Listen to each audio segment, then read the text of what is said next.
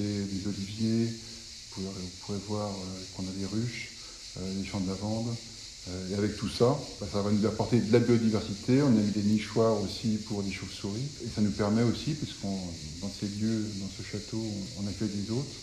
Et ça nous permet de offrir du miel, de l'huile essentielle, même des savons qui sont produits à partir de cultures qu'on fait ici.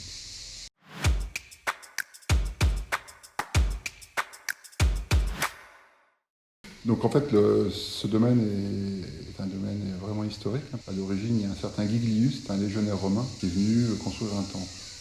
Et puis après, avec l'histoire, c'est devenu un prieuré. C'est la résidence secondaire en fait des évêques d'Avignon. Et donc depuis cette époque romaine, en fait, il y a toujours de la vigne ici.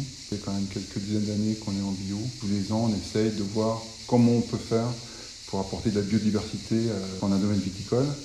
Mais pour éviter la monoculture, on l'a agrémenté, donc on a planté des oliviers, vous pourrez voir qu'on a des ruches, champs de lavande.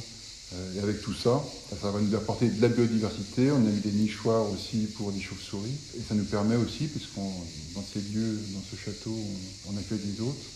Et ça nous permet de offrir du miel, de l'huile essentielle, même des savons qui sont produits à partir des cultures qu'on fait ici. Alors pourquoi le bio? Déjà, c'est par intérêt personnel. J'avais envie d'aller plus loin que le simple fait de dire on est bio. Par exemple, dans les vignes, on sème des céréales qui vont avoir plusieurs intérêts, de tenir le sol, de faire un amendement vert, de moins travailler les sols finalement, donc de moins gaspiller de carburant. Donc tout ça, c'est pour le bien de l'environnement. Comme vous avez vu, le domaine est en plein développement. On a beaucoup de restructuration, que ce soit dans les vignes ou dans le matériel ou l'immobilier. Donc là, on a un nouveau chai qui vient de sortir de terre. Pourquoi un nouveau matériel? C'est pour accueillir au mieux les raisins qu'on va leur apporter et finalement mettre le moins d'intrants possible. Et pour nous, c'était super important de faire ce nouveau chai parce que on va pouvoir vraiment travailler avec précision et offrir le meilleur vin tout en garantissant le minimum d'intrants.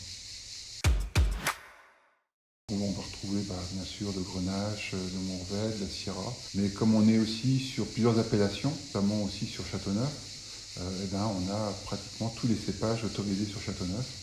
Donc on va rajouter des petits cépages, la counoise, le terret. Quand on parle de cépages majoritaires, donc le Grenache, c'est pas du Grenache noir, mais aussi du Grenache blanc, du Grenache rose. Donc voilà, on essaye aussi par ce biais d'apporter de la diversité dans nos produits, puis participer à ce que l'environnement soit moins monothéiste.